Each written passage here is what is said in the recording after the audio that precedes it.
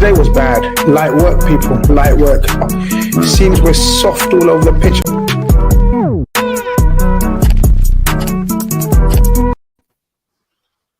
Good evening, good morning, good afternoon, wherever you are in this wonderful world of ours. Hope you're all doing well. Hope you're all keeping safe. Welcome to another episode of REDFELLAS on a Sunday night. The calm after the storm. Usually, always, we bring you the calmness, we bring you the chat, we bring you the fire if needs be. But you're all very, very welcome. We're here to discuss Liverpool Football Club. What a football club to discuss. And joining me tonight, I've got the usuals, obviously. I don't want to speak about them too much because they haven't been regulars recently. I haven't seen them in a while, it seems, on the REDFELLAS on a Sunday. But welcome back, Evan and Keith. How are we? Doing good, man. Feeling good. Probably the least stressful game we've had against Man City in recent years, but I'm sure we'll get into that. It was. And of course, aka Keith, aka Big Goal Mouth. How we doing? Man. Yes, bro. Sing when we're winning, innit? That's what I'm saying. You know, we didn't win last week, and you guys dunked on me, man, badly, both of you, and Conroy. Oh my God, horror show. But time. It shows you the mentality of you guys. This is where I'm like, I've got the Turkish warrior hat on. This is where I'm the warrior, and I come into my own. You guys are lightweights, you know what I mean? Only sing when you're winning.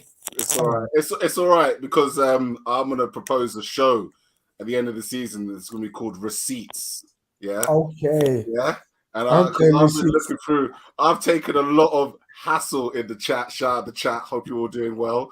Yeah. So we're gonna play a show later in the season called Receipts because I got a few. Receipts. Nice one. And of course, we've got a guest joining us today because Conroy's not too well. So shout out to Conroy. Hope he gets well very soon. We've got Rax in the building, who's been on a few times before and is always a brilliant chat. Hope you're doing well, Rax. I'm good, mate. Thanks for having me back on, and nice to share a chat with Keith and Evan. Should be good exactly. Fun. Always is, man. Always is. Sunday night is REDFELLAS night, man. We're the people in the building, man. The title of the show, I was thinking long and hard about what to call it, right, guys? And look, what do you think? Dream till we can't dream no more.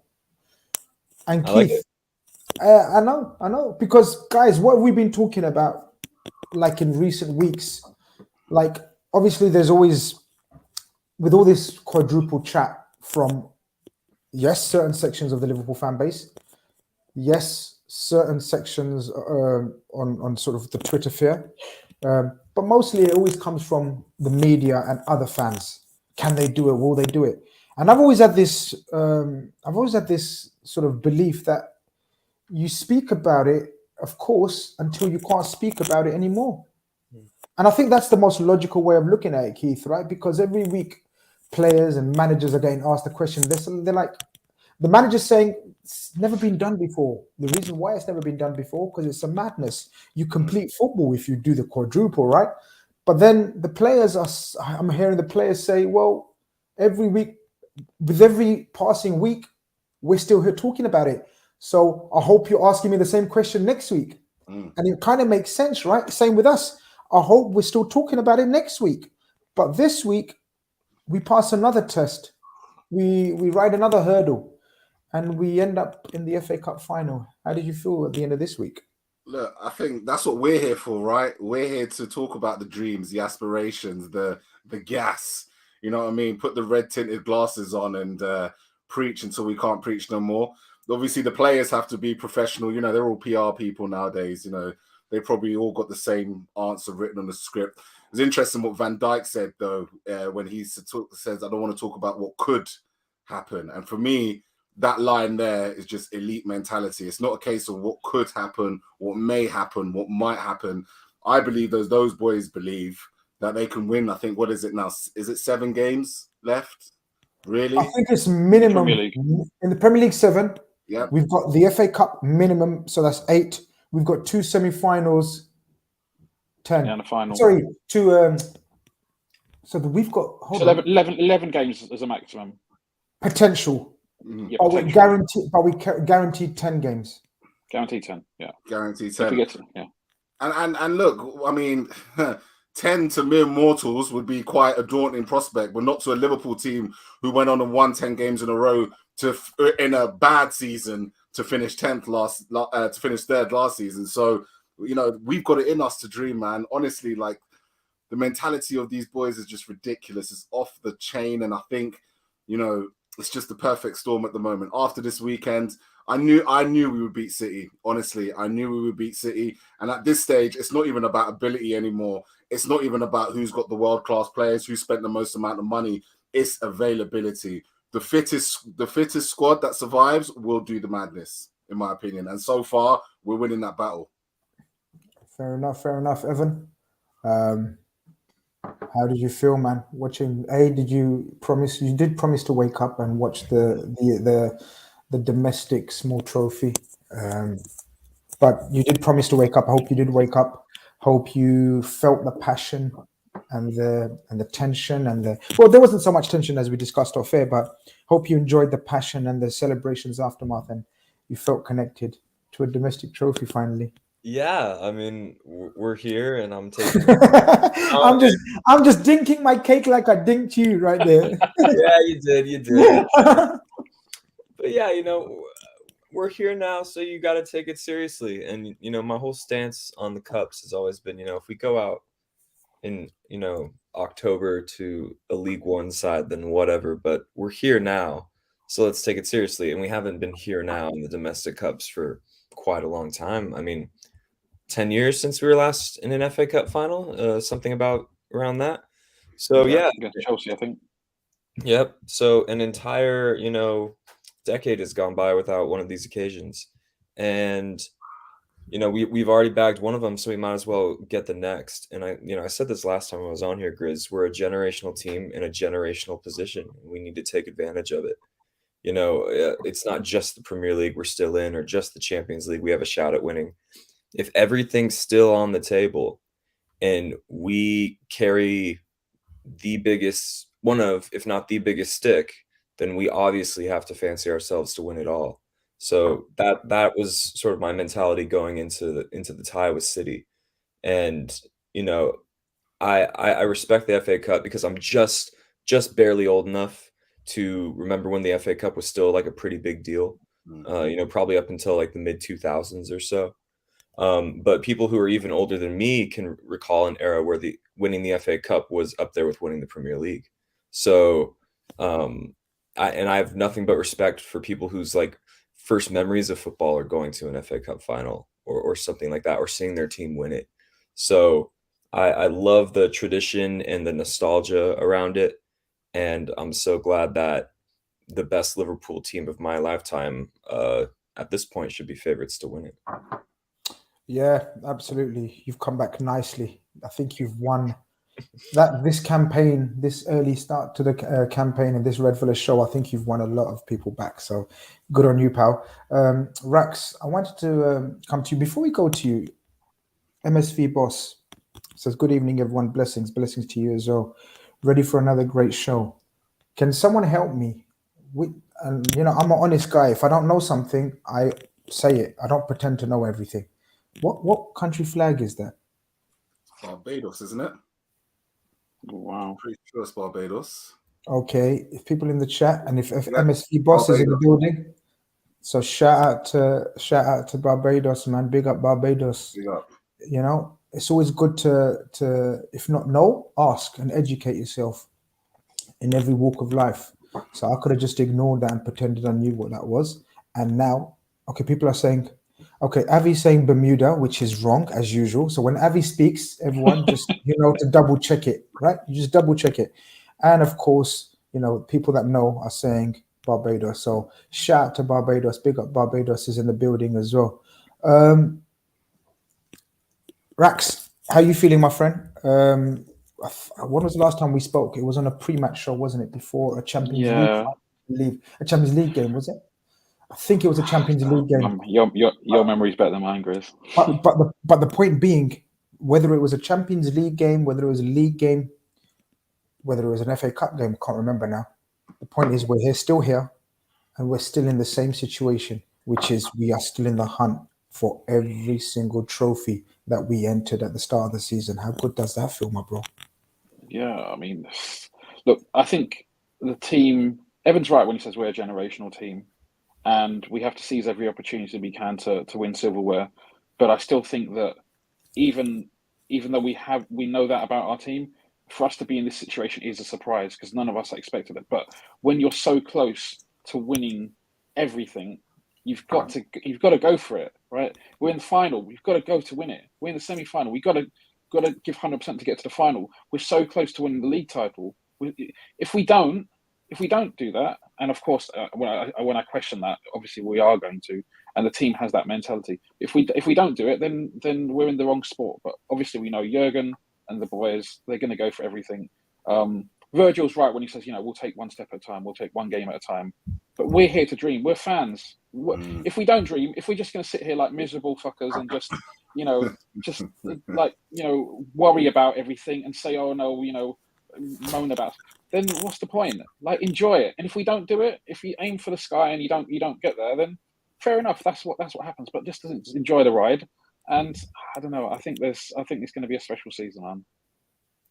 Look, Rax, we'll maybe come to sort of me, and I don't know if anyone checked out me and Avi's show. We done a promptu show last night, and it's hit record numbers for our small channel, which we're absolutely humbled with.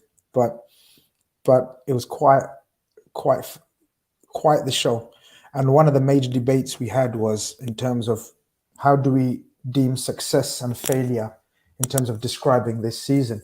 But we may touch upon it if we get time at the end to give us a scenario as to what is someone's success and someone's failure, because it's subjective, right?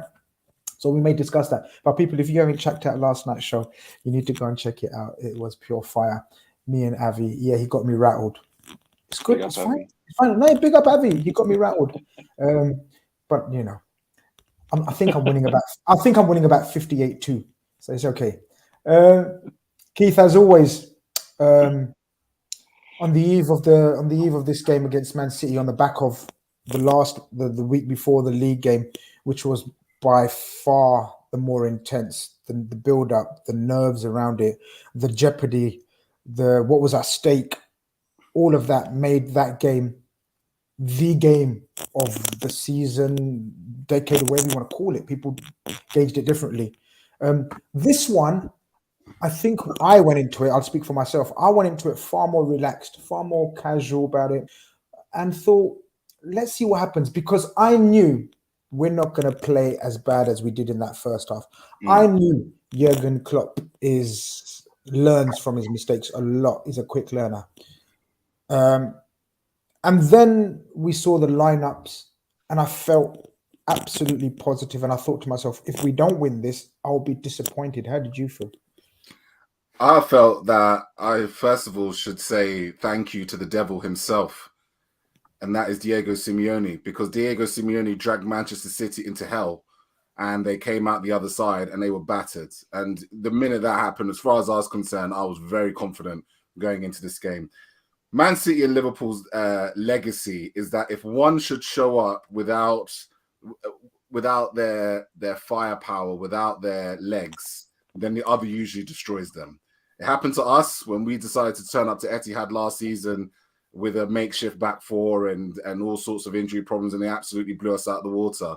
Them coming to us without Kevin De Bruyne, without Kyle Walker, Gundogan on the bench, a front four that hasn't played a lot of football with each other, and out of form Raheem Sterling. I was licking my lips at the opportunity, because we had a stroll in the park really against Benfica. Let's be honest. Yeah, it was a bit of a back and forth, but it wasn't anything that of the mind. Sometimes we talk about the legs, but it's the mental fatigue that can really kind of shake you. So City had to come correct. And I just felt that, seeing the two lineups, there was only one team that really wanted to go to the final, in my opinion, and that was Liverpool. So yeah, I was over the moon when I saw that lineup, the two lineups, and I'm so happy that we capitalized when we did, because the City are such a huge team, they're always going to come back. So sometimes you have to literally, kill them. It's no good getting a 1-0 going into half time. No, you need to kill them while the opportunity arises. Shout out Evan's cat, by the way. I'm a big cat fan. Yes. Yes, my G. Liverpool fan too, yeah? Yeah, growing him up right. Yeah, so yeah, for me that was food and drink. I was very, very happy with those lineups. And Evan, Sadio Mane down the middle, by the way. Big fan of that, as we've discussed previously. and we were going to discuss again later on in the show. Evan, when you saw the lineups, so obviously when we saw the lineups, we get a feel of where they are in terms of mentally, physically, obviously, with the lineup, and we see where we are mentally and physically because of the strength of the lineup and the fitness, and touch wood, everything is still positive and looks good on that point of view. A lot of media tried to portray this as poor City, had a grueling schedule, players are out, this is unfair slightly, like this is Liverpool should walk all over this. Me and Avi were discussing it yesterday, and I suggested to Avi, I put it down to brilliant management by Klopp in the last 5-6 weeks, and not so brilliant management by Pep in the last 5 so weeks. We've got to a situation where we're able to go into the final furlong of the season with all our players fresh, minutes under the belt, fit, mentally ready. Regardless of whether we get over the line and win, God willing, we will. But in terms of preparation, I see that as brilliant preparation by Klopp. And that's up to Pep if he had to choose that team or he didn't have to choose that team. Am I right? Absolutely. And listen, in multiple contexts, poor is never the adjective you should use to describe Manchester City. It just doesn't work, right? They are not poor in any sense of the word. And just in terms of like the lineups and sort of how it worked out, like, listen, what they went through in Madrid with Simeone and, his team of shithousery, war criminals. Listen, that's not anything that any English team hasn't had to deal with recently in the Champions League. We had to deal with it infamously. Chelsea had to deal with it recently, I believe. Manchester United in recent years as well, and now City. So everyone has had to have an uncomfortable and unfortunately timed trip to the Metropolitano in recent years, right? And had to deal with them coming to their house as well. So yeah, big lack of sympathy on that. I saw you tweet about it. I did not personally see that media angle, but I'm trusting that you saw it, and I'm glad you called it out. I do have to applaud Klopp's substitutions this calendar year specifically, even going back as early as January and February, not just in that they were able to swing games for us, but in the fact that they all seemed very meticulously planned on the dot, 60 minutes, then 75 minutes, 85 minutes. It was all like, I really do have to applaud the way that he's managed it. And specifically with, getting Trent out of an international break amongst other things. So yeah, we've added depth to our team. We've added quality depth to our team, and our manager and the people that run the club have run the club smartly. And we're absolutely reaping the benefits of that come the business end of the season. And, City, it's tough to feel sympathy for them, not just because they have unlimited financial reserves in which to acquire players, but I remember the most anxiety-inducing title race of my life, 18-19. They did all of that without Kevin De Bruyne because of the reserves they had, because of the depth they had, because of how good they were and how good Guardiola made them. So in a one-off semifinal, for them to be getting, the saddest song on the world's smallest violin, I just don't. I'm with you, Grizz. I just don't like that spin. I saw people saying, "Oh, Liverpool's A team could barely beat City's C team." I did see things like that. I was like, okay, well, let's. Do you want to compare how much each team costs? Because that would be an uncomfortable conversation right there. So that debunks that pretty quickly as well. But the lineups, yeah, I was feeling good, and exactly what Keith said after their Hell in a Cell match at the Metropolitano, I was feeling pretty confident as well. I believe that is the real Steve. I'll WhatsApp him to confirm it is, hopefully. but it does sound like the big Steve. Shout out to Big Steve in the building. He says, fair play, Liverpool. They rushed us. Half-time, we had to come out, show some spirit, and we did. Fair play to Liverpool. You deserve the win. The dickheads chanting at beginning was 10 to 15 idiots, soon got told. Appreciate that, my friend. Always says the right things. Big Steve. Catch up with him tomorrow on the Big Six. I've got another one here that my good friend Adam says with regards to what we just discussed. Definitely. Klopp has mapped out the entire season incorporating AFCON. He's made sure that we peak at the right time. Just wait and see when Mo starts firing or does in the final weeks. I think Rax, part of management, part of coach, we always talk about Klopp and his sort of his tactical nous and his side and his motivational side and everything. But his actual management side is not talked about enough as well. Overall, combining the two, there's very few managers that combine the tactical side, the man management side, and the whole club management side, as well as Jurgen Klopp, in my humble opinion. Of course, I'm a Liverpool fan, so I may say that. But if we look through all the great coaches, managers in the world, they specialize in coaching, or they specialize in man management or motivators per se.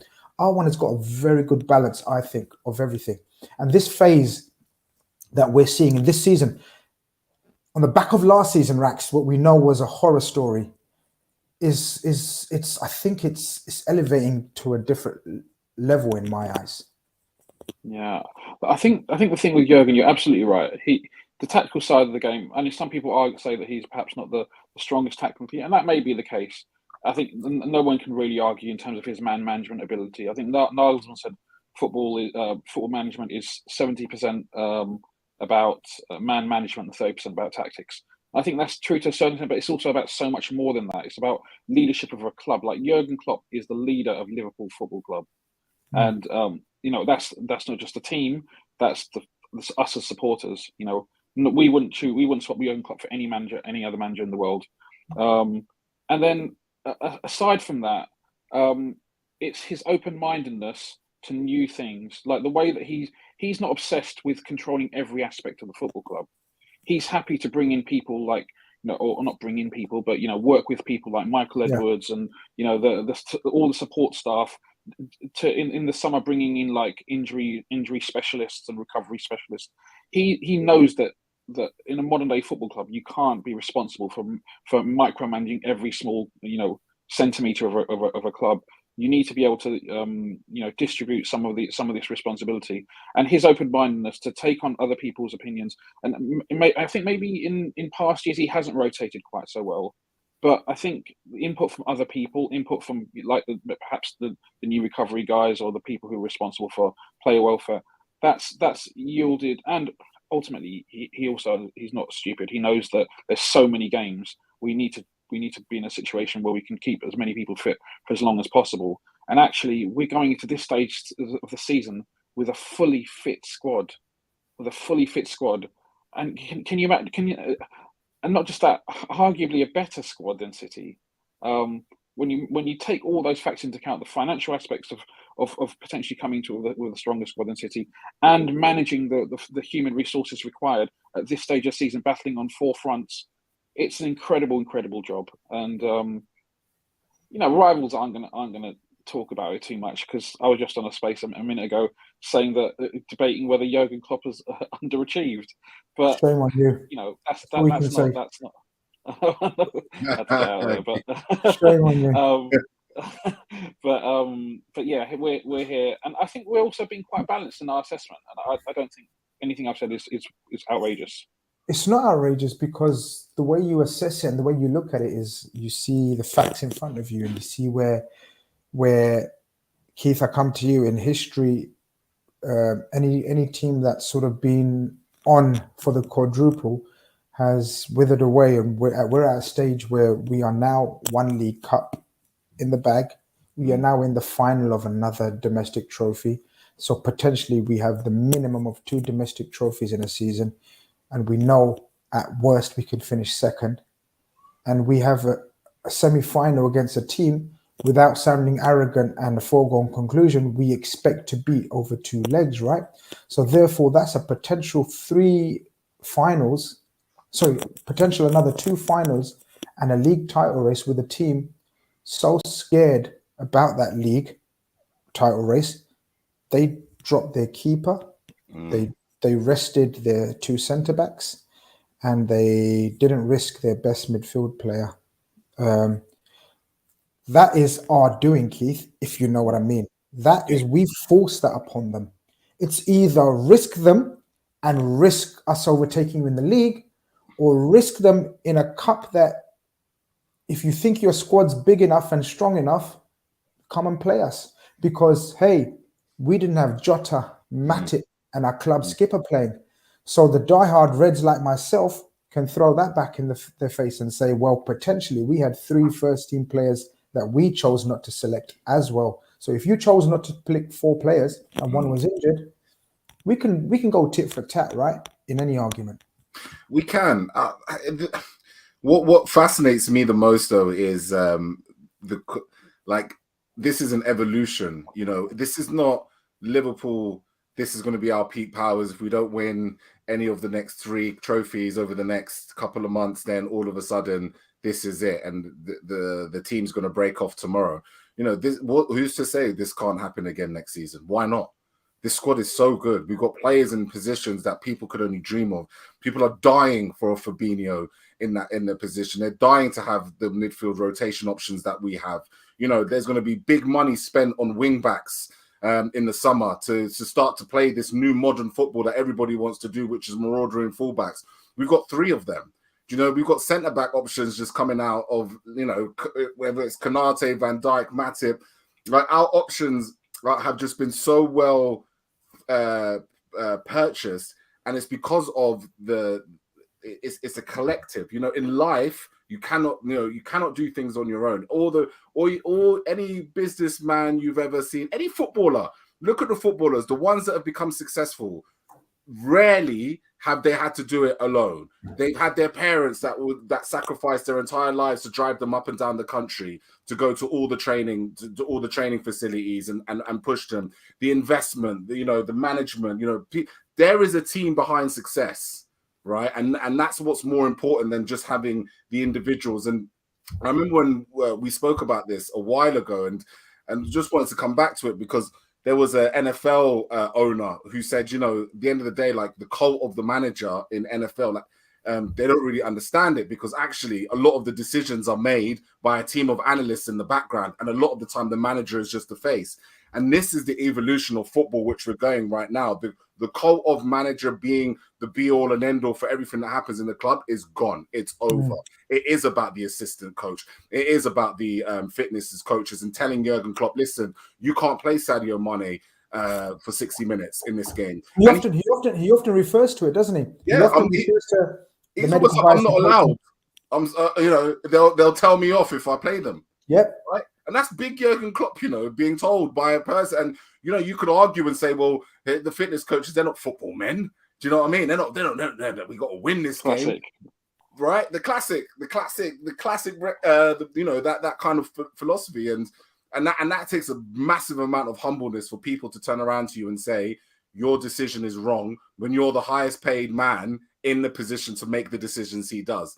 And so that's massive. And, fair play to Pep as well. Pep Guardiola, you see it, if you watch the Amazon documentary about City, he is often continuously talking amongst his peers. And that type of conversation is what breeds these results.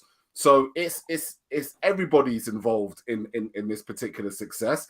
And I think that it's just the timing has worked out for Liverpool so well, like having everybody fit, available, fresh in this part of the season has just kind of been a bit of luck. Let's be honest, right? It's been a bit lucky. It has to be luck. And that's what you need to be able to be in this situation. We always talk about sort of planning being so meticulous, and we always think of it as, it's easy as that. No, of course not. There has to be an element of luck. How many times do you remember we used to discuss, Pep's been lucky with the injuries, or Liverpool being unlucky with injuries? You can't, it has to be a combination of many factors that enable you to get to this point. Sorry, just on what you said there, I actually went back and watched one of our old videos, and I was saying at the time that during that period during Christmas, when City went on that big run, they were playing a lot of teams that were decimated by COVID. They were decimated by injuries. Everybody was dropping players every 5 minutes, and they had that run, and it was kind of like, okay, that's great, but what's going to happen in the second half of the season? And the second half of the season is kind of flipped on its head. So, it's a table tennis between us two at the moment. Absolutely. Evan, we come to the start of the game, and first and foremost, I need to shout out to the fans that made it one of the most enjoyable experiences. I only wish my only sort of negative about it was it wasn't the final. It was befitting of a final, not only in terms of two teams' stature and class, but the atmosphere and the crowd. It was sensational. It was a better atmosphere than the semi-final, which was amazing in itself. So yeah, it was a sensational occasion. Evan, the lineups Keith spoke about, sort of bravery and braveness and of our coach, and he had to make some tough calls in the selection. He chooses to drop his club captain. When I say drop, people don't go mad in the chat. You know what I mean? Rotate, rest, just pick, choose, select, whatever you want to choose, right? Whatever mood you're in. Henderson out, Keita in, Joel Matip out, Konate in, and Jota out, Luis Diaz in. What did you make of those selections? The Henderson one is a bit telling. I think there's a fair case to be made that he's not a top 4 midfielder at the club anymore. And again, there's no shame in that. Think about the level of players. Think about who we have in midfield and the options that we have. So that's not a huge knock against his name. But, in terms of, rotations, and I currently have 4 other midfielders ahead of him as things stand right now.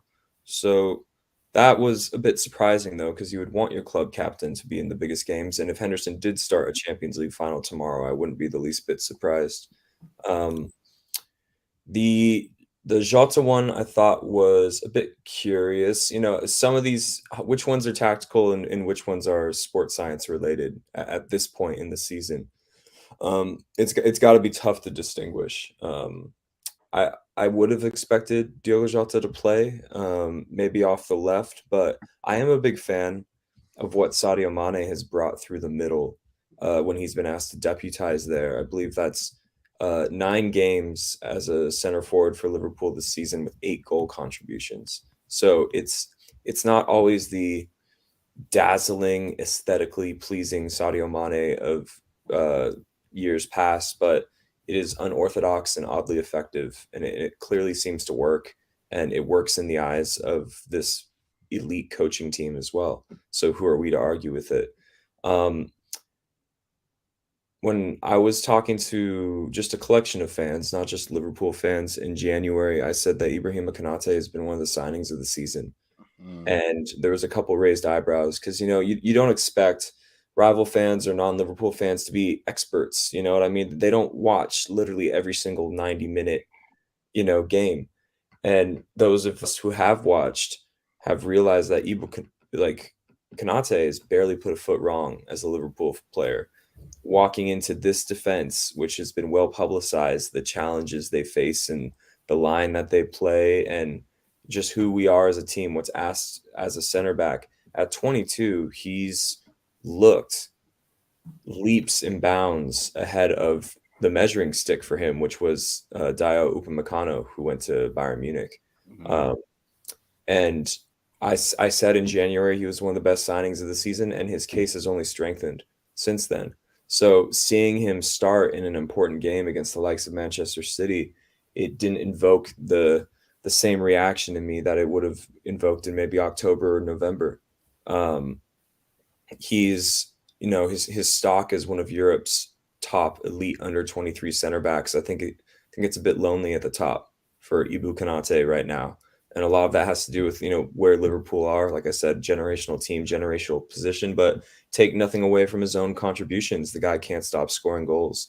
And he seems physically tailor-made for what we require. He went to sleep once in the game, was nearly punished for it, but Alisson bailed him out. But, for me to only, I can count I don't even need all 5 fingers on one hand to count how many noticeable mistakes he's made this season, because I'm struggling to think of where he severely let us down. And I think of our third and fourth choice center backs in recent years, and I could write a book on where they've let us down. I don't even need to name names. So yeah, couple question marks. Is it rotation? Is it fitness based? I'm not quite sure, but the moral of my point is that at this point, I am damn near happy with anything that Jurgen and the coaches decide to roll out for us. And Rax Evans spot on, because that's the ultimate way to silence any critics, or not critics, any moaning in terms of Any team doubters, selection, whatever. Any doubters, moaners about selection, about personal favorites that we all have. We all have, right? We all have personal favorites, but the way to silence it is just to keep winning, just keep winning, just keep winning, and we've done that again. But when you saw the Man City lineup, Rax, how did you think we would set up differently? Did you think we would set up differently once we saw their team? Or do you think we had a game plan in mind, regardless of who and what was playing in front of us in terms of Man City, we were going to change the game plan from last week? And what did you anticipate different from last week in terms of how we would approach the game? Yeah, look, I think because we've been planning ahead clearly for this run of fixtures, and you need to. I was pretty certain even before the Benfica game that we would rotate. It's a risk because going into a game which is a knockout game, if they score 2 quick goals, suddenly these things can get out of hand. But actually, I was pretty confident that we would rotate, and it was a little bit of risk, but I think it was a calculated risk with a view to being full strength for this game, or at least be playing a very, very strong team. And yeah, I think that's pretty much how it panned out. And in terms of the way we actually played, there were no real surprises for me. I mean, we've seen this formation and this personnel before. I did wonder whether we'd see Hendo start rather than Naby, but Naby performed exceptionally, and I don't think Hendo last week was great. So I can kind of absolutely understand that rotation option. And I don't think we've seen this particular midfield very often. So the fact that they play together and they perform so well together, again, certainly bodes well for the rest of the season. But yeah, no real surprises from what we did. I thought we'd press hard. Look, so we were playing City away from home in the Etihad, and regardless of all the stuff that people say about no fans and all that kind of stuff, I was there last week in the Etihad, sitting with the City fans, which was a little bit dicey. It was a good atmosphere because it was packed. They were out for blood, and playing in a neutral venue. I was watching a YouTube video earlier on by, I can't remember something plug or whatever, and this a woman who was commentating on the game, talking about Liverpool fans and the City fans.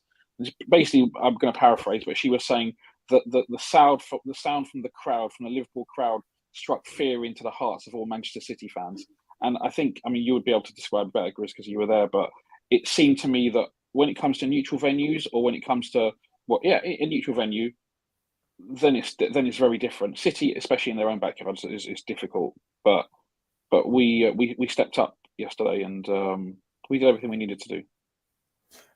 Hopefully my sound's a bit better. Please let me know. People were saying that my sound's a bit weird. The microphone. I haven't trimmed my beard, so it might have been rubbing up against my beard. Yeah, I'm going for the full. I'm going for the full Ottoman look, very soon.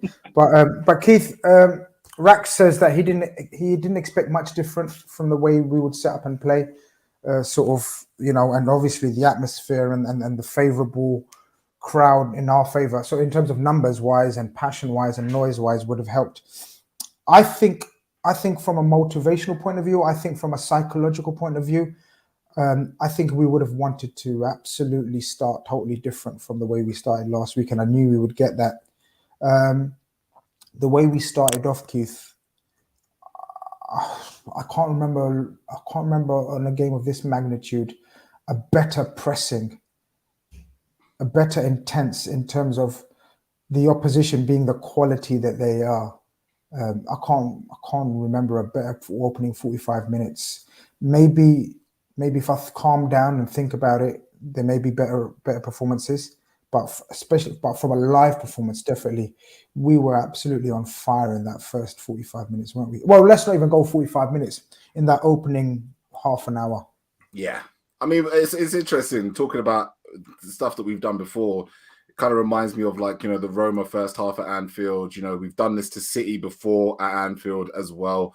And I think that the biggest difference between what we did in the first 30 minutes of this game versus the other one, is that the counter press was just on fire. And we all know this is our biggest playmaker at the end of the day. Is winning the ball back, putting that type of pressure, and the confidence that Mane, Salah, and Diaz must have had when they knew that it was a makeshift back four with City having, Zinchenko, who just looked very uncomfortable with the ball anytime the ball went to his feet.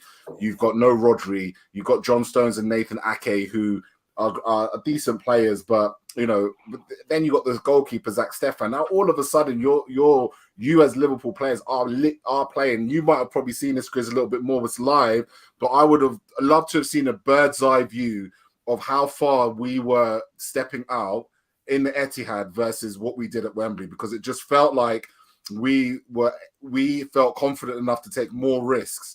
Naby Keita in that first 5-10 minutes was literally swamping the midfield. He was bullying them, the timing of the press, and he just felt more confident that he was going to win it, because Fernandinho, Bernardo Silva midfield again doesn't strike any kind of fear to the hearts of you as the person that's going to press. Whereas last week, when you're trying to press the likes of Kyle Walker, Kevin De Bruyne, Laporte, Rodri, in those situations, they're much more adept at bypassing that press pretty quickly, and they were very direct doing it. So it kind of psychologically, I think it played into our hands massively in the first. And I say it all the time with the Liverpool City game. The difference ultimately comes down to it's the cat and mouse and who strikes first. When it's City's day, they will bypass that press like no man's business, pass it around us, get direct, and all of a sudden we're at 3v2s, 2v2s. You know what I mean? Like our centre backs versus, and they're coming at us like that. When the press wins, all of a sudden their defenders are doing just making stupid decisions. They look nervous. They look panicked. Zinchenko, for the first 5 minutes, kicks it out for a throw-in, right? They're not only are they clearing the ball, but they're not even clearing it to anybody else, and it's coming straight back to us. So that kind of confidence is like kryptonite for City, but it's gold dust for us. And once we win that ball in their area, we are the most dangerous team in world football when we win the ball from your defenders. And that's what I felt we did to an absolute perfection. It was just a beautiful thing to watch. It was a beautiful thing to watch while Evan settles his camera down. No, he settled it down now. I thought Evan was being sick. You're making me sick. I thought I thought I'm at sea. Evan, I was going to stick with Keith, but your camera seems to be settled now. It leads to the opening goal, and it's that out-swinging corner again. And it's magnificent. It seems to be perfected. One of the things that I saw in the weakness in the City lineup when it was announced was the height. I knew. First, we need to shout out to Man City in the first game. I thought they were brilliant in the way they restricted us to only having one corner, lads. That wasn't talked about enough. Mm-hmm. They restricted us to having one corner, but we get a couple of corners, I think, in the first few minutes here, and one of them, Robertson does his out-swinging corner, Evan, and then Konate just smashes everyone to bits, slam dunks everyone in the penalty box without giving a foul away, and then just buries the header. And it's a very vital and important and deserved lead we take. Yeah, and it annoyed me slightly to think that we had only had one corner in the entire 90 minutes at the Etihad right before. The team that's as lethal as we are and maybe as prone to these moments as they are, that definitely swung the game in their favor at the Etihad to restrict a team like Liverpool to only one corner. They did not get so lucky this time. We got our corner early. It was deserved given the pressure we were exerting in their own half. And, Konate just seems to have a knack for doing this. I thought his goals against Benfica were carbon copies of each other. This one was a bit different, but it was, someone, I forget who was supposed to be marking Ibu Konate, but it was not someone who was supposed to be marking Ibu Konate, if that makes sense. It was a combination of Grealish, Jesus, and Ake. Who, the combination of those three, they probably come up to his shoulder. So there you go. He's a big guy. And it's a great header, and it's an even better corner. It's the type of corner that goalkeepers have nightmares about, because it's high, it's looping, it's too far away for them to come get, and it gives the attacking players time to position, and the players who aren't going to head the ball gives them time to position where they're going to be should the ball drop to them. So we all have our vision of what a perfect corner looks like, and to be honest, maybe it's not what Robertson put on Konate's head, because it was so high and looping, but I think most players would prefer it that way. And Konate, we might need a few more of those. You know what I mean? Given our 10 guaranteed games, was it? If we could get another 2 or 3, that could potentially have a huge swing in our fortunes this season. So yeah, I'm overjoyed for Konate. Don't need to talk anymore about him, but props to Robertson, who still found a way to get an assist on a day where I thought he was maybe a little bit off his game. When I used to be a coach of a very successful amateur league Sunday team, Barking District League, shout out to Barking District League, El Nino FC. I used to tell my corner takers, the perfect corner is one that starts dipping on the penalty spot. So get as much elevation, I don't give a shit. Get as much pace, I don't give a shit. But one that starts dipping just over the penalty spot, that's what I deemed or termed the perfect corner. Many years later, it seems Pep Linders and Jurgen Klopp agree. But we move on swiftly. Rax,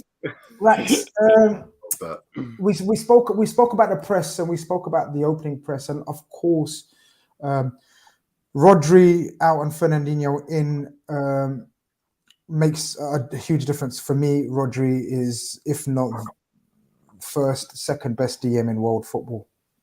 People may agree and shout out others, Casemiro, Arnold, Fabinho, but I think Rodri is magnificent DM personally. But what we noticed last week, Rax, was a slight tactical change from Pep, in terms of positioning of Bernardo Silva.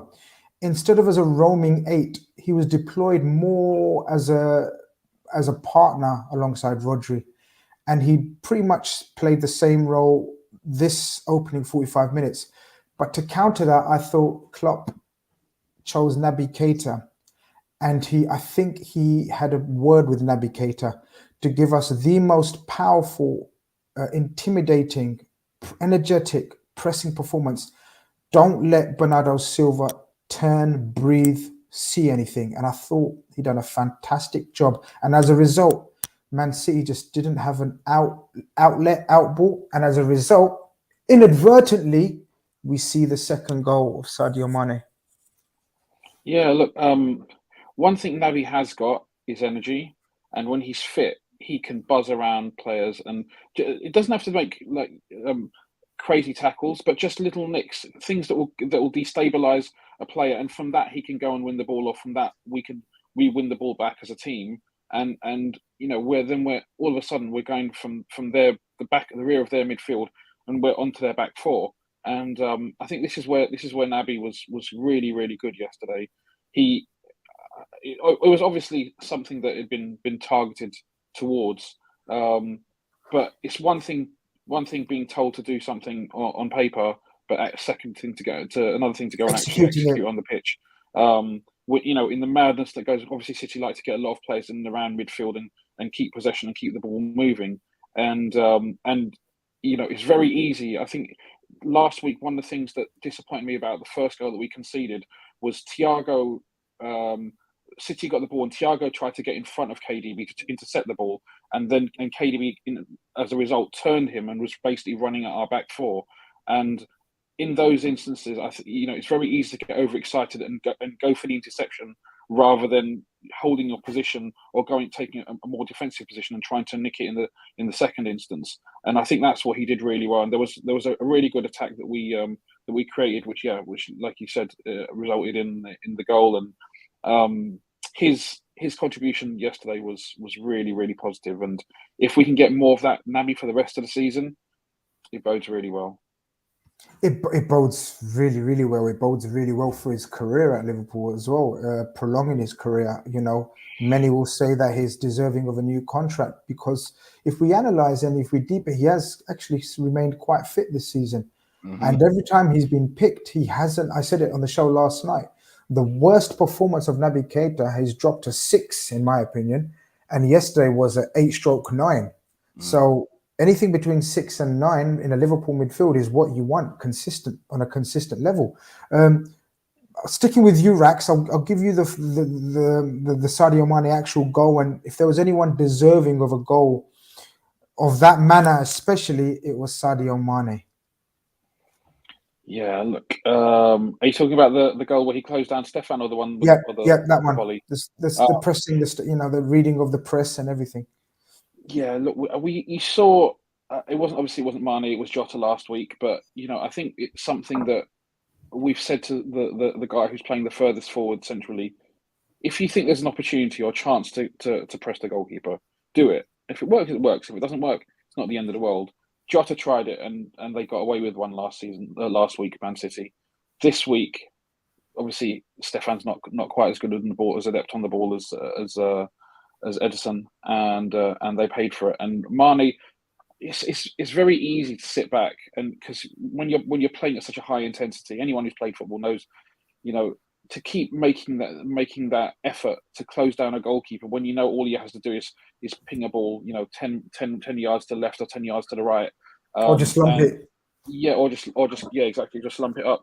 It's not an easy thing to do because 9 times out of 10 or 99 times out of 100 you're not going to get any real reward from it. But if you've got the mentality that Sadio's got, if you've got the mentality that our boys have got, and if you've got the mentality that Jurgen's instilled into them, they're going to keep doing it. And you know what? That we got our just rewards. That was 100% down to Sadio and his mentality and his endeavour. And he should be applauded for it. Absolutely, especially everything he's gone through. In terms of lack of form, some say it's not been as apparent as some have made out. Well, Sadio Mane himself addressed it and said, "I question myself. What is going on? Is there something wrong with me internally?" Whatever. He had all these checks. So if Sadio felt something was wrong, then it's no big thing if a fan saw that as well. But Keith, I left the third goal to you because I know you're a lover of the beautiful game, and I know you love when Liverpool pair like that. The topmost of red becomes very red when you see something like that. I got a very close-up view of the Trent pass that initiated the move. So I just saw a bit of exchange, a lot of pressing, harrying, a couple of one-touch plays, and then suddenly Trent decides to show why he's absolute levels above any other right back in terms of ability on the ball, and plays that pass to perfection. And then I'll let you describe the rest. I mean, he's been doing that a lot this season. This kind of like this half volleyed, like outside of the switch. Fuck, it's unbelievable, the technique on that, the way it dips. And Evan, you touched on it, and I agree. I thought it wasn't Robbo's best game, but this is now, I think, the second time when what I really liked about Robbo is he's just kind of just kept the composure in that situation. It's very easy when you're a wing back and you're a marauding wing back to pick up that ball and just go to the byline and try and cut it back.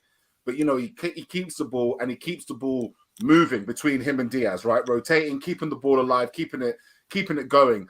And the ball from Trent was amazing, but something else has been 12 months in the making, right? We've talked about it since pre-season, and it's Trent's now movement into central positions.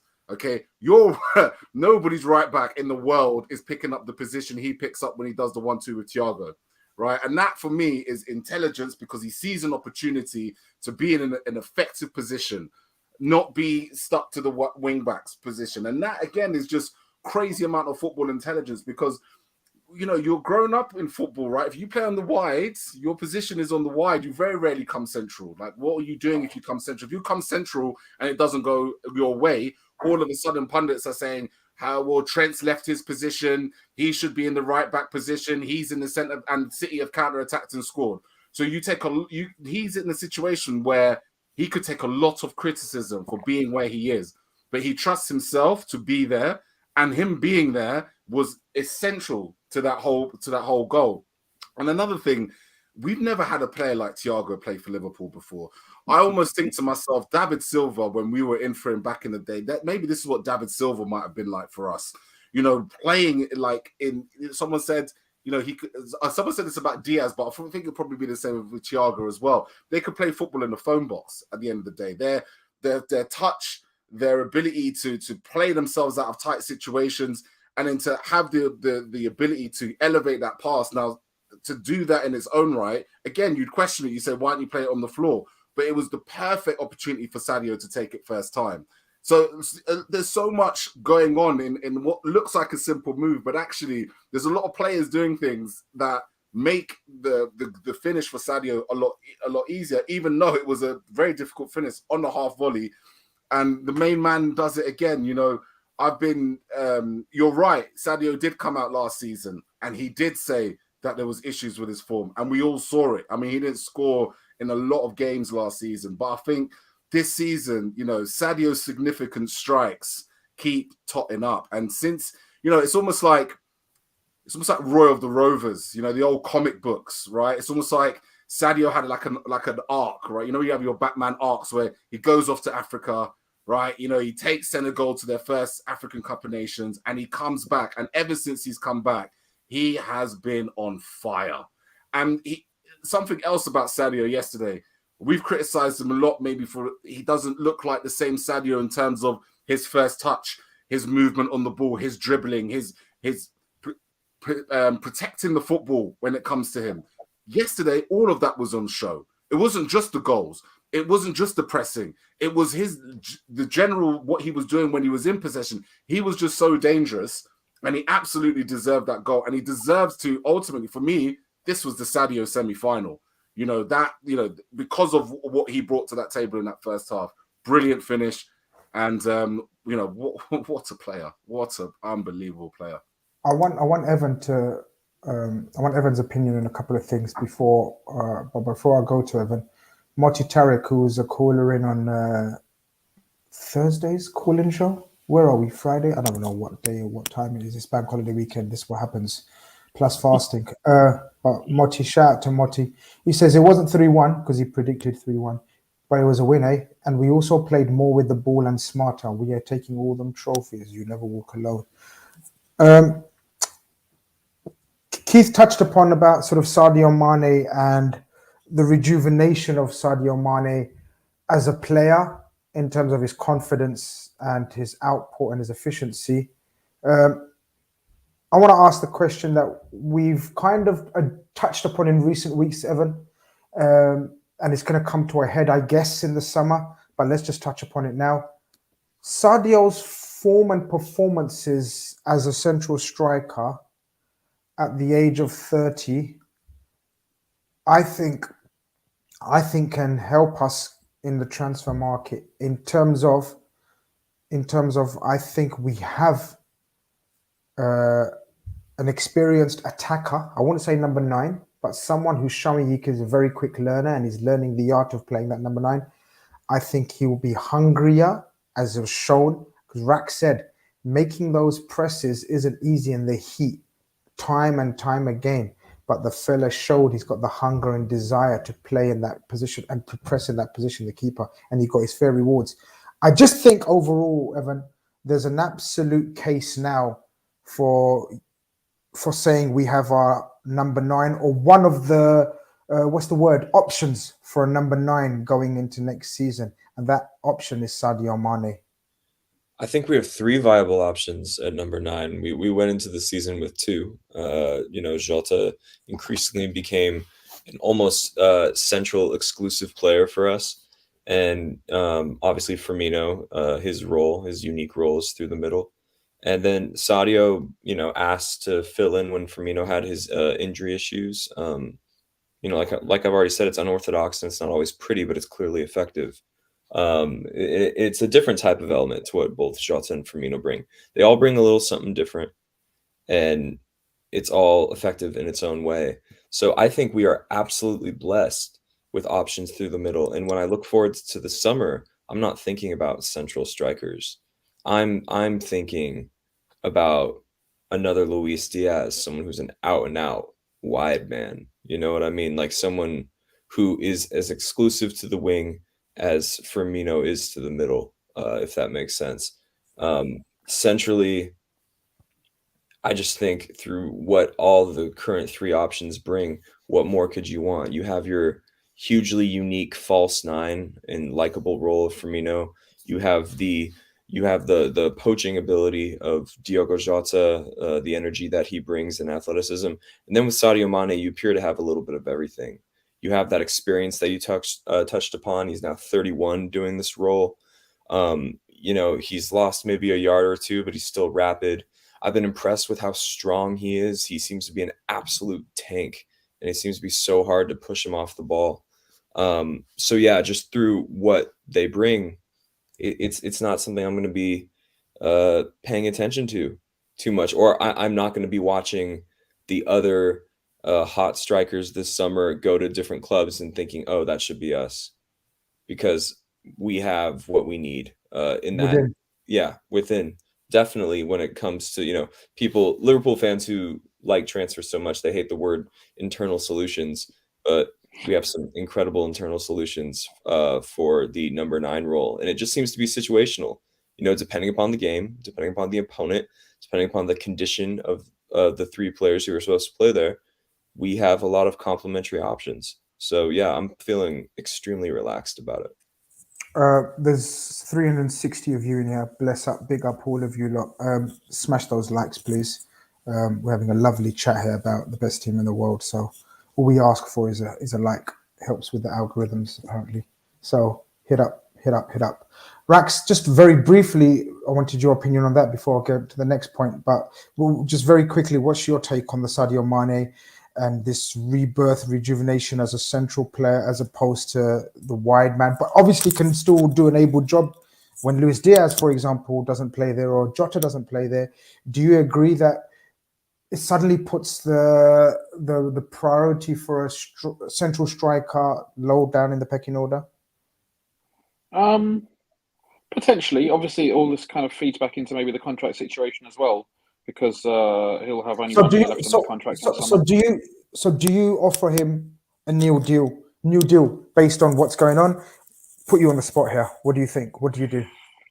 It's a difficult one, man, because if you'd asked me this 4 months ago, I would have been hesitant. Now, I agree with you. Now I think it's a distinct possibility, because he's shown that he can perform well, and he's lightning fast. He works really hard, and the motivation is obviously there. And if we can maintain those levels of all of those 3, then why not? Why not give him an extension for another couple of years? And he'll end up being, well, he already has been an incredible servant, but he'll be an even greater servant for it'll be close to 8 years or something at that point. In terms of him adapting to the role, he's been taken to it like a duck to water, and he's been tried there in the past. I think it was last season. Maybe we tried to play Jota out wide and Sadio through the middle a few times, and it didn't quite work. But it seems like with Diaz, there's more of a connection there, and he was filling in the central role when required, but also drifting over to the left a little bit and kind of linking up with him and Robbo, and yeah, it works really well. I don't see why it can't continue to. Yeah, I'm of the opinion with Evan as well, in terms of, I just think it lowers the priority on the list in terms of the striker per se, and it's much easier for adaptation purposes when you find a solution within. someone who knows not necessarily the role, but he knows his players around him, their strengths and weaknesses. And an intelligent player always can work with that at the same time as learning the role himself. And I think Sadio Mane is showing that he can do both. As you said, the natural inclination for Sadio during the game was to drift wide, but that only enhanced our overlap with Robertson and Diaz. And then I noticed in the second half, he was coming over to the right, where obviously Mo Salah is, and Mo Salah's getting double teamed up anyway, so it helps out on that side as well. And so I think it's very, very. Go on, sorry, you was going to say. And this is the thing also from an opposition analysis point of view, they have to then. We have three central options that play that role totally different. We have Jota, as Evan says, we have Bobby, and then you've got Mane, who can do a kind of hybrid between the two, play the false nine and drop deep and link up and help with the overloads in particular areas of the pitch, but then close down and sprint and work hard as the furthest guy forward. So yeah, it's and if opposition has less opportunity to analyze or has more scenarios to analyze, they're not going to be able to analyze each one of those as thoroughly. So it's a conundrum for them too. No, absolutely. I've said that as well in the past or recently, that we have the five attackers that are absolutely, in my opinion, impossible to work out and set up a strategy that covers every base, if you know what I mean. Yeah, like I didn't even mention Mo there. Mo's obviously played as a nine on a few occasions in the past as well. So yeah, we got four players who can play that position potentially. Absolutely, but Keith, that 3-0 at half time, even though it's Man City and even though they're an absolute world-class unit, etc., I knew the game was won. The only way I thought the game would be in the slightest jeopardy of doubt would be if we conceded in the first minute. What happens? Liverpool being Liverpool, we never do it the easy way. I turned around to my mates and I said, why did I even mention that? That the only way they get back into this game, even though I'd still be comfortable, but stress us out a little bit is if they concede. I don't know. I haven't watched it again and again to realize or work out if it was a mistake or if it was a good goal. I don't know if you want to touch upon it, how they scored their goal in the early minutes of the second half. Yeah, if look, I think I was of the opinion, as I said before, Robertson felt like he was having a bit of a flustered game, if truth be told. I just felt like he was rushing a lot. He has these games sometimes where I just think the pace of he doesn't quite clock the pace of the game, and so he's always trying to play catch up when he misses maybe a few presses, maybe gives the ball away or something like that. It just feels like he's trying to rush himself back into the rhythm. It starts from him. He's the one that gives the ball away on the left-hand side. Can I say one thing? I agree with you. I've remembered now. I've remembered. And guess, guys, you'll never guess who I lost my shit with. You'll never guess. Have a guess. Diaz. Nope. Evan? Fabinho? Oh, sorry. Nope. Salah? I don't know. Alisson. Ooh. I lost my shit with Alisson. I turned around and I said, effing Alisson. Even though he's my hero and I love him and I wish I looked like him and he's the best goalkeeper I've ever seen in my life and he's everything to me.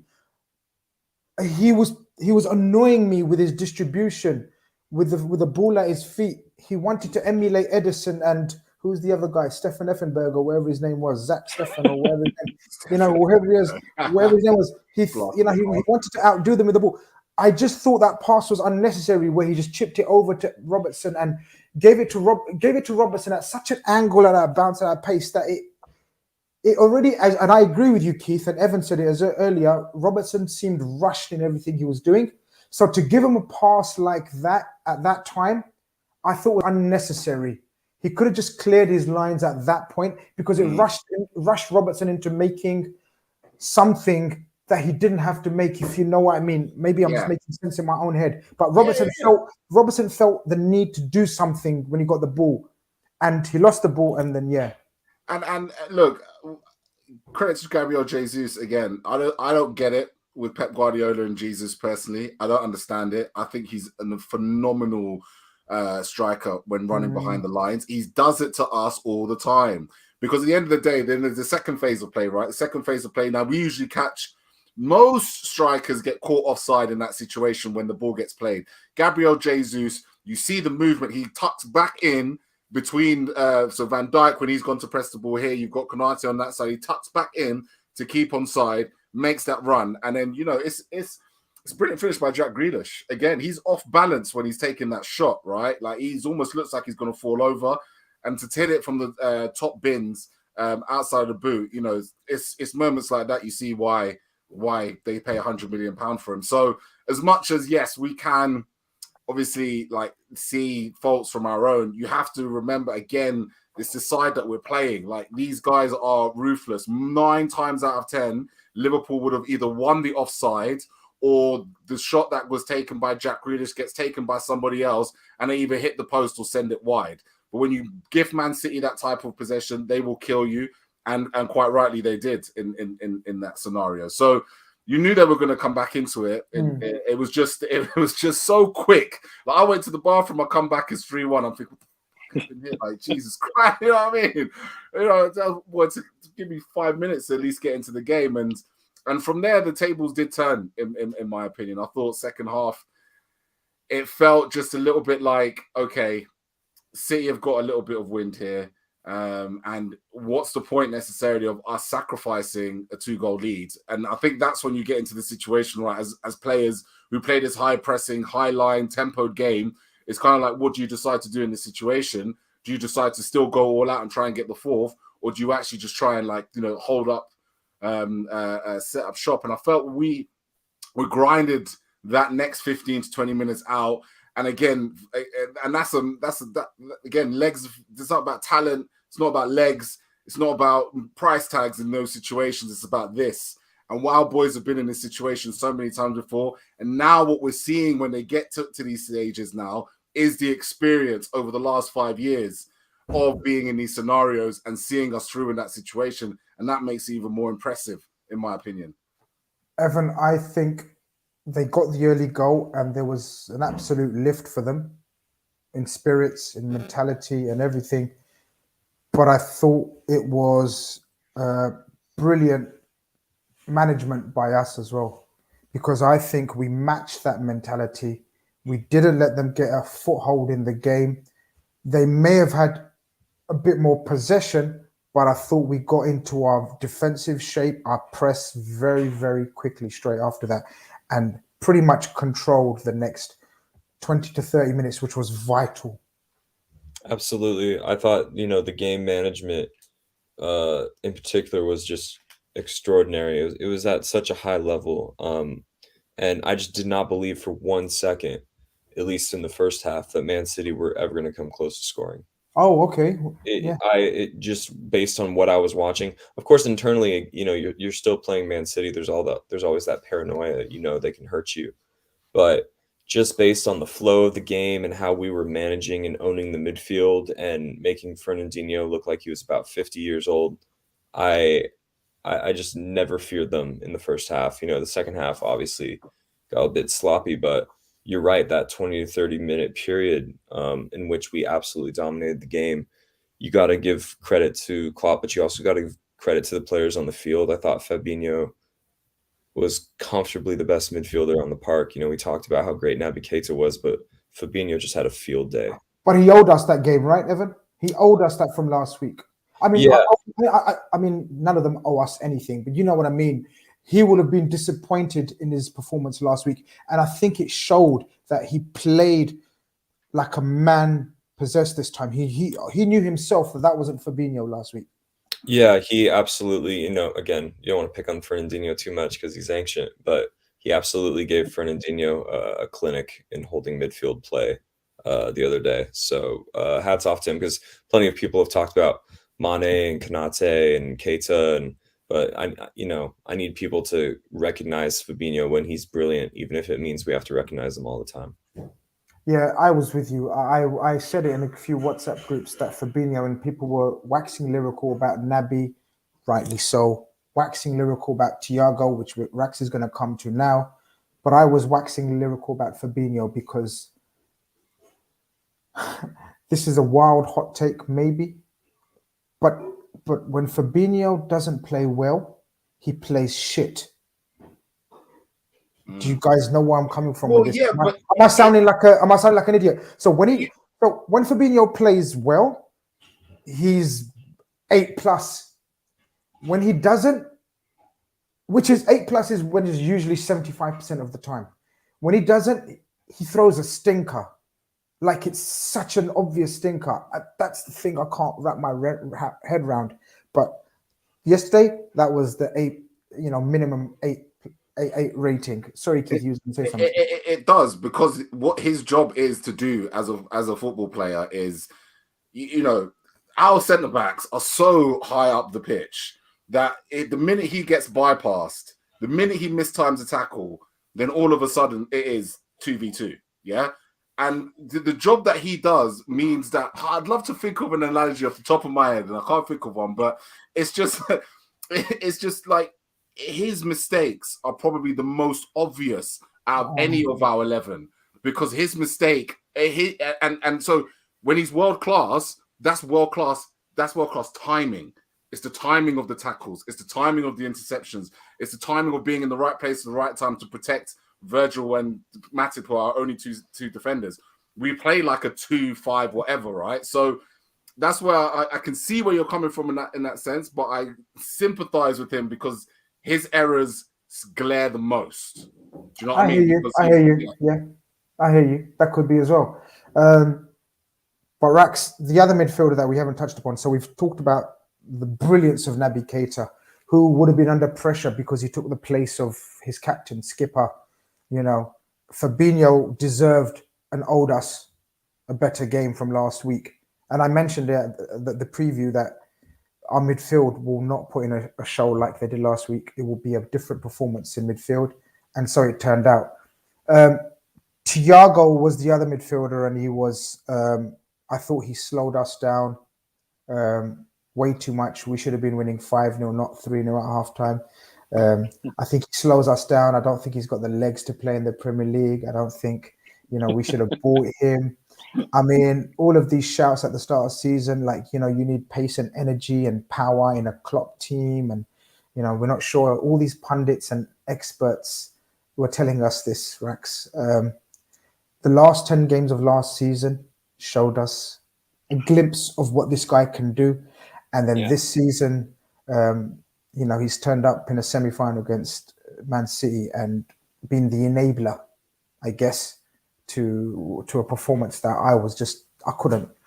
He made the game that was 100 miles per hour be played at his pace. Whenever he wanted to quicken it, he quickened it. Whenever he wanted to slow it down, he slowed it down. Whenever he wanted to intercept, be tenacious reading of the game, he was the best at that out of everyone. Talk on Thiago, bro.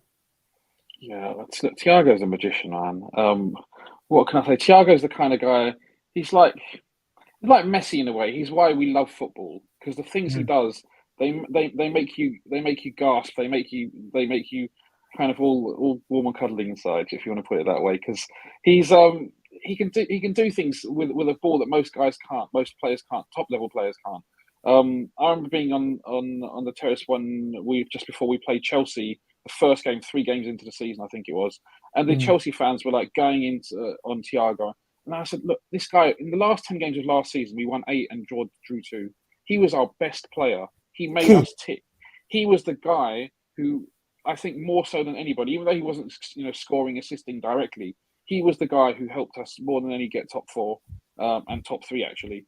And I said, if we're going to achieve what I think we can achieve this season, Thiago has to be fit for a substantial portion of the season. And now he's fit for the critical part of the season. And we saw yesterday, it was a masterclass. Like the way he alters the angles of attack, the way he takes the ball down, he plays the simple pass, but can play the intricate pass, has little movements, like the little interchange of play between Trent and he before, and then he chipped the ball over to to Sadio for the goal.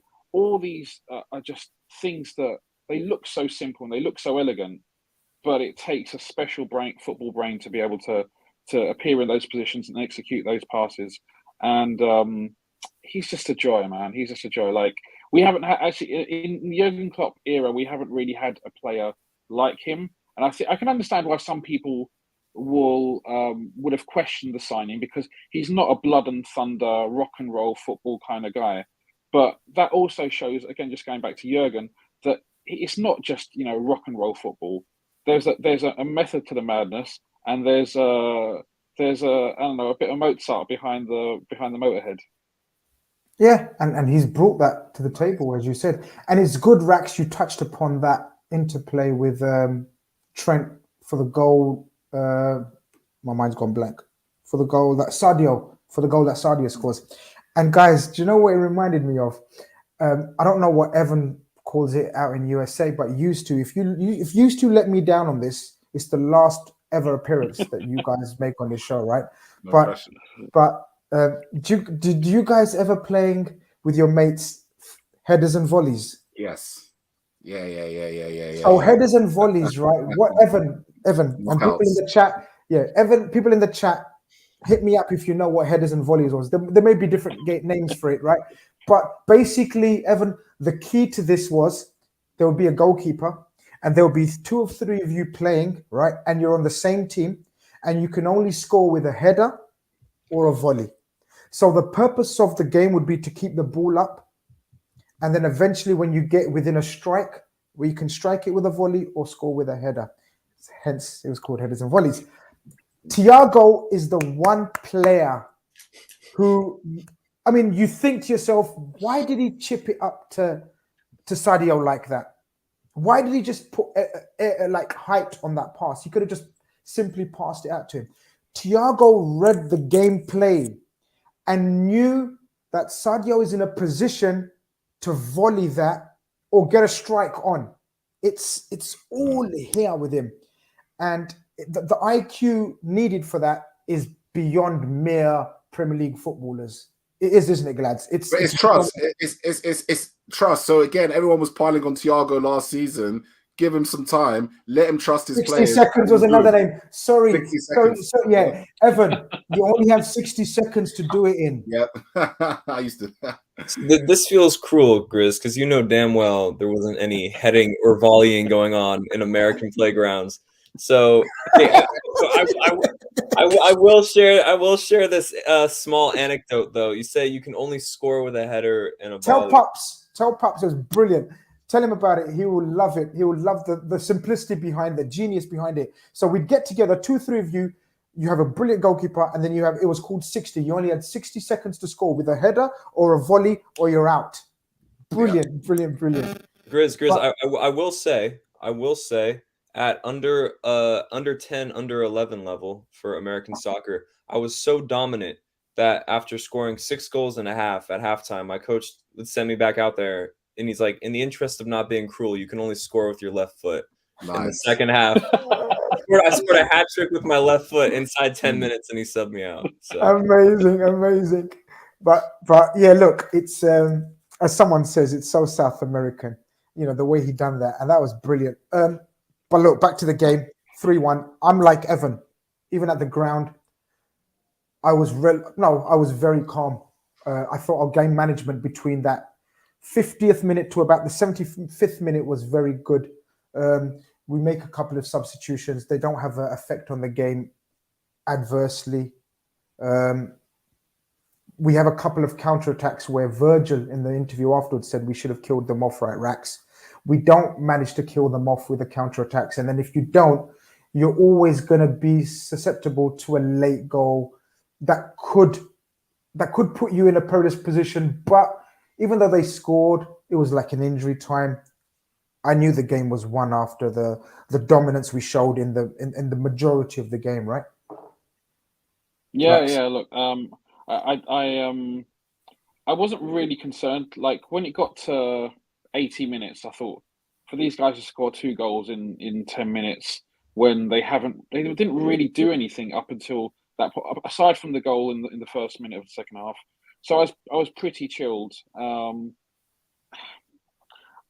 don't think it's great, obviously, to concede a goal that so late, just because it does make you a little bit jittery. You know, the odds of them scoring 2 goals after they scored the first one goal in the next 3 minutes or whatever it was of injury time that was left is unlikely. But I think it's important that we have to stay focused for the full 90 minutes plus injury time. And I think it was Robbo on this occasion that I was a little slightly disappointed about. But and at the end of the day, I'm not going to be too harsh. We live to fight another day. We won the game. We're through to the final. So absolutely. If this is my good friend Ahmed Al Khalifa from Bahrain, do let me know. Even if it isn't, whoever this Ahmed is all the best guys. You never walk alone. If it is, then of course a special shout out to my friend. Hope you and the family are very, very well. And if that's Toby, and you want to be a mod, can you message me first, because you've got a lot of bots on your name that pretend to be you. So let me know if you want to be a mod, and I still won't do it anyway because you're a prick. Keith, 3-2, absolute adulation, absolute scenes at the end. We are through to the final of the FA Cup. We now know we play Chelsea, which will raise the stress levels again, because my love for Chelsea as a football club, as an entity, as an organization, as a plastic club. But we go on. As Rack says, we live to fight another day, and boy, are we fighting on all fronts. It's an amazing end to the season. Every week that we can speak upon it means we are one step closer to achieving another dream. You still feeling good? You still feeling calm? Listen, if you go back to my tweets, the quadruple was on. I've just always felt, that this is our destiny in the situation. I believe we could win. We could win it all, and if we don't, I won't be too upset, because it is what it is. Just to be here and be in this situation is incredible. It's so much fun. Every 3 days, is a new journey. I think we owe Chelsea after the FA Cup final in 2012 when they beat us. They also knocked us out of the FA Cup, Eden Hazard at Anfield. I actually think this is a bit of a grudge match. This is the 23rd time we've met Chelsea in cup competition since Roman Abramovich era. So we just seem to always get them at every turn. So, it's would I have preferred Palace? I would have definitely loved the Palace that showed up today, because that was very disappointing. And it's going to be a really tough game. But I think City we've drawn now twice, right? And then beat them, and we've drawn Chelsea twice this season. So I think we owe them a beatdown as it goes. But I'm so just everything's just lovely, and whatever happens, because again, next season, it's not like these boys are gonna, it's not like how it used to be. As Liverpool fans, we used to create, have these big players, and all of a sudden it's kind of like, oh, when are Real Madrid gonna come take him? When's Barcelona gonna come take him? When's PSG gonna take him? We don't go into the summer anymore fearful of losing any of our star players unless they don't want to sign a new contract. We go into the summer knowing that we're going to have all the best players, all tied down to contracts. And, the Salah and Mane thing, what will be, but again, there's nothing to But even with that, there's absolutely no panic, or there's no stress levels, because of the way we've been managed, the way we've recruited, the way we are as an institution, as a club. We ain't going anywhere. People thought, as you said, last season that, oh, here we go, finished, etc., etc. Well, who's laughing now? We ain't going nowhere. Evan, I'm going to give you first dibs on man of the match. I know it's a fucking hard one, so I'll let you have an honorable mention, and then I'll let you have a man of the match. Honorable mention, Konate, for all the reasons I got into, given the whole scope of his season and of recent contributions. And then man of the match has to be Sadio Mane, for the goals, his successful transition into a center forward, his response to a season of adversity last year, his well documented triumphs with Senegal, the way he's still found ways to be effective, even if he's not the 2019 version of himself still, and the way that it wasn't just goals in his performance yesterday, it was an all-around impressive hybrid 9 performance. So it just seemed to tick every box for him, and I hope he gets the fairy tale ending to the season that he deserves. No, absolutely. I couldn't. Well, I won't try to preempt everyone else's opinion. Rax, you can have an honourable mention as well, and then give us your man of the match. Honourable mention, Thiago. I just thought he brought a lovely balance to our midfield, and just with a view towards the final, he missed the Carabao Cup final, and so hopefully Thiago's back. He's back for the FA Cup final, and I think he'll be brilliant in our midfield again. Yeah, man of the match, Sadio, for all the reasons Evan mentioned already. Keith, clean sweep, or is there something else on your mind? Yeah, honourable mention. Actually, going to give to Trent Alexander-Arnold. I thought, he really defensively wise, interceptions, tackles. He had to put up with Grealish, he had to put up with Foden, Silva. So much coming down his side. And apparently, there's a stat going around. Far more intelligent people than me that collect this kind of data. Apparently, he won every ground duel with those players. Yeah, I mean, if you're that's doing it against the best in the world. So less. I mean, the ball that he played through great, but it was less about his distribution, more about his defending. I thought he was brilliant.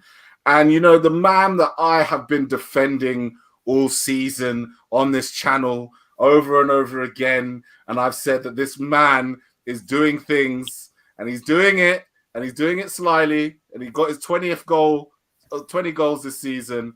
20 goals again, another season with 20 goals. Sadio main man Mane, as Evan said, may not be sometimes not what we remember, but I mean, he's no stat padder. You know what I mean? That's 20 goals in I think 15 different games. He just contributes constantly, scores goals in vital moments constantly. I'm just so happy for him. And if he carries on at this rate, he would have won more trophies than any other footballer this season. So who knows what the voting intentions may be come Ballon d'Or time. My very, very good point. My friend, it's a shout to from Luton, big man of Luton. Yeah, man, big man of Luton. He says, honourable mention Naby. He's a massive, massive Naby fan. You've missed the chat, bro. I know you was probably praying.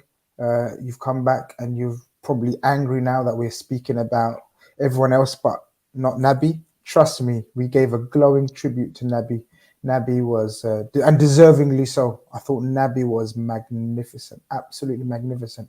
Guys, we've got to wrap it up there. We've done an hour and a half. It's flown. I've really enjoyed the chat. Of course, I don't need to thank Keith and Evan, but I still do because they're my homies. I've got to thank Rax because he was the guest, a very short notice as well. Really appreciate you coming into the REDFELLAS podcast, man, and really enjoy chatting to you as usual. My pleasure, man. Right, guys, people in the chat, smash a like on your way out if you haven't already. Subscribe if you haven't already. Tell your friends. We're a growing channel. We don't not only talk about Liverpool, we talk about most other clubs in glowing terms if it needs to be glowed about, and then we cuss them if they need to be cussed. And that's the way it should be. Man United. Yeah, exactly. So we have Man United. When do we play them? When is it? Tuesday? Tuesday we have Man United. I have got a magnificent preview with my main man Saeed from Man United. We're gonna do a preview show tomorrow. It's gonna be at a different time, people. If you've got your notifications on, you'll know it's gonna be a 6 p.m. show, which is slightly different for my channel, but we'll give it a shot. Saeed's a busy man, So yeah, tomorrow, that's something to look forward to, a preview. Obviously, we'll be back for the post-match on Tuesday night. If I'm going to the game, then I'll humbly ask one of the REDFELLAS to host on my behalf. If they don't, we'll do a show on Wednesday. But we got you. Content's here to stay. You guys have been wonderful. I have to remove the banner myself. I have to do the outro myself because these guys are just absolutely useful. Yeah, get the violins out. It is what it is. But listen, This has been Red Fellas on your Sunday night. Peace out. Take care.